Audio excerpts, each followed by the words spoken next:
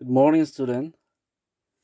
In our previous class, we have discussed about the meaning of money.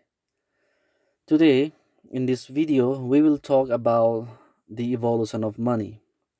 As we know, money has evolved through different stages according to the growth of industrialization, and money evolved with time. Before the invention of metallic money or paper money, people used to exchange goods for goods, which is known as commodity money, and this system is known as barter system or CC economy. In a barter system, various type of commodities like animals, leathers, precious stones, salts, etc., have been used as medium of exchange. For example, they exchange cow for precious stones and like leather for salt and so on. Okay, so barter system means exchange of goods for goods, but barter system can be practical only if there is double coincidence of ones. Double coincidence of ones is a situation where two parties each hold an item the other wants. Okay? In other words, it is a situation in which both the parties have to agree to buy and sell each other commodities. For example, Mr. A has shoe and wants to buy rice. Mr. B has rice and wants to buy shoe.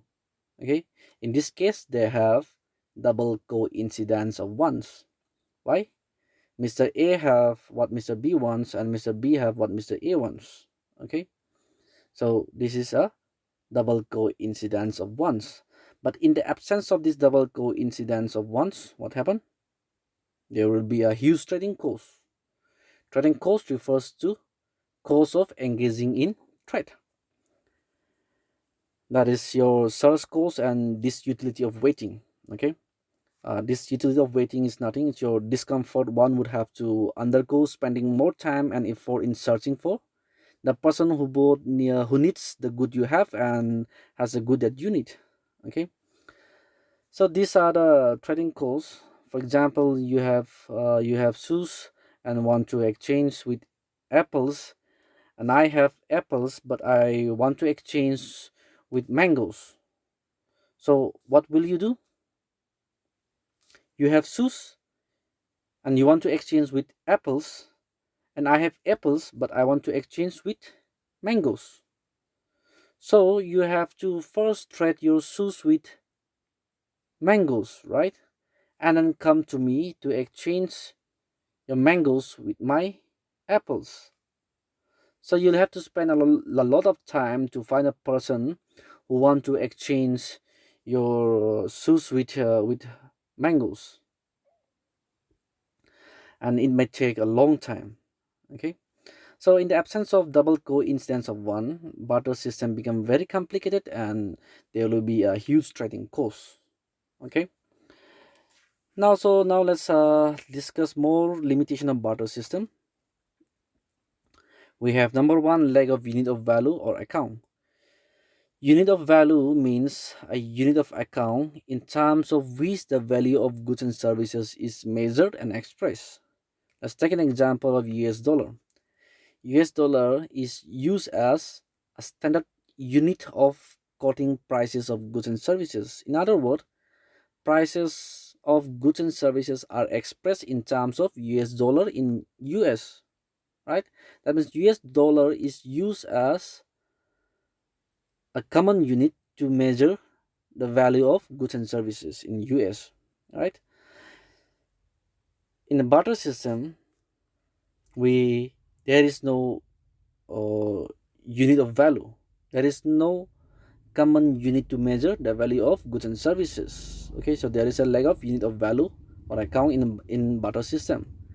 Number two, there is a lack of double coincidence of one in a barter system.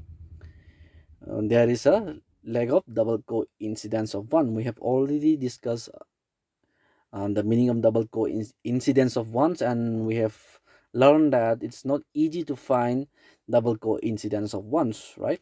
So there is a lack of double coincidence of one in a barter system. Third, we have lack of standard of deferred payments. Deferred payments means payment made in future. In barter systems, it creates problems in entering into contract regarding payment involved in futures. Maybe due to disagreement regarding the qualities of goods, regarding the specific type of goods, and about change in the value of goods as commodity may lose or gain its value in the future. Okay, so there is a lack of future payment in a barter system. Fourth, we have lack of store of value. In a barter system, it is difficult to store well for future use. Goods like cattle, wheat, potatoes not easy to store, right? As it involves costly storage and deterioration or appreciation in the value of stored commodity. So there is a lack of store of value in a barter system. Because of these problems and as economic activities advance, economic organization began to become more complex and invented money. First, in the form of metallic money, particularly gold and silver. But use of this metallic money was discarded because it is difficult in handling large transaction and lack of safety during transaction. Okay, and then invented paper money. Paper money is your paper notes by fiat, means your by order, okay, and legal sanction, and then invented bank or credit money, that is your checks, bill of exchange, or letter of credit, and then invented plastic money, credit and your debit card, okay, so which is now easier to handle and it carries less risks. That's it for today. We will discuss function of money and money supply in the next class. Till then, take care.